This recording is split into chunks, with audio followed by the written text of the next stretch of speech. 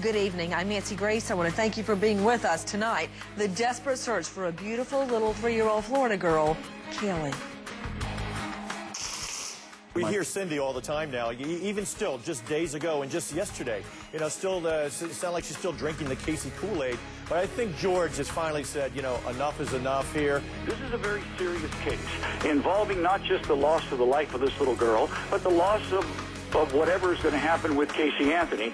And for a gentleman to sit on a show, on a national show, and make a remark like Kaylee, what do you call it, cocktail or whatever he said, the Kool-Aid, Casey Kool-Aid.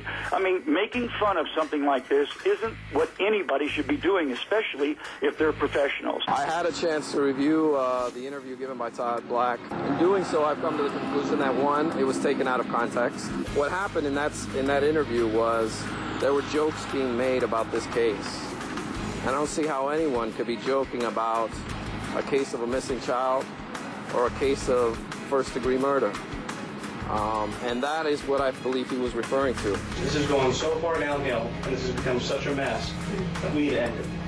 It's very simple. We just need to end it. I agree with you. I have no clue where she is. Sure you do. If I knew in any sense where she was, this wouldn't have happened at all. I still believe in my heart and everything. We're still getting tips and things like that my granddaughter is still out there, and she is alive. No matter what has been portrayed or no matter what has been brought against my daughter at the moment, my granddaughter is still out there. To Mark Williams with WNDB News Talk 1150. Mark, I've watched the clip several times. I don't think that anyone was being jocular. No one was making light of the situation at all. Well, the deal is it has just erupted into a media firestorm today, Nancy. This apparently this took place on Tuesday night on CNN Headline News when Mr. Black made mention, and we're quoting, a loss of life of this little girl. Then Mr. Black was heard hesitating ever so slightly, then trying to backtrack on his statement. It was an exchange with a guest that we have on this show, Mike Brooks. But this afternoon, Jose Baez, the defense attorney, holding a news conference saying, yes, he was taken out of context and that Mr. Black is not a lawyer. Joining me right now, former Fed with the FBI. Apparently you started the whole thing, Mike Brooks, but I think it's very significant when the defense's own team, who is saying the little girl is alive, be it in Texas, Puerto Rico, North Carolina, Florida, wherever, to come out and talk about, quote, the loss of Kaylee's life. Absolutely, Nancy, and there was nothing at all taken out of context. And they said, you know, what I was saying was a joke. This was earlier in Prime News. You know, I'm CNN's law enforcement analyst, and I'm very, very serious about this case, and I'm sickened by this case. And when I said that Cindy Anthony was still continuing to drink the Casey Kool-Aid, I was implying that she's still believing what her daughter's telling her, despite the mounds of evidence against her. We are taking your calls live right now. Top Mom Casey Anthony has been moved to protective custody behind bars. Specifically, what does that mean, Brooks? Protective custody. It means that she's by herself, she's in a cell all by herself, doesn't have any contact with any of the other inmates in the facility. You know, there's a possibility that they believe that she could be in some danger because there might have been threats. That's why they put them in protective custody, and it's a very, very high level of security. To Natisha Lance, our producer, standing by there at the Orlando jail. Explain to me what her living conditions are. Natisha, could you speak up?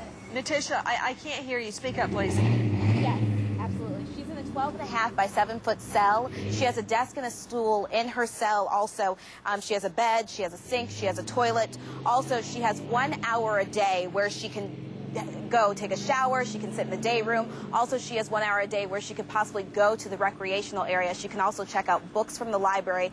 And previously, when she has been incarcerated, said that she was a very ferocious reader. And has she had any visitors, Natisha? She did. She had a visit last night from her attorney, Jose Baez. However, there have not been any visits that have been scheduled by her family for any type of video visitations at this point. Let's unleash the lawyers. Susan Moss, child advocate; Peter Odom, defense attorney out of Atlanta; Michael Mazzarello, defense attorney and host of Closing Arguments on WGNY. You know, Peter, you're in a lot of trouble when your own spokesperson says the victim is dead.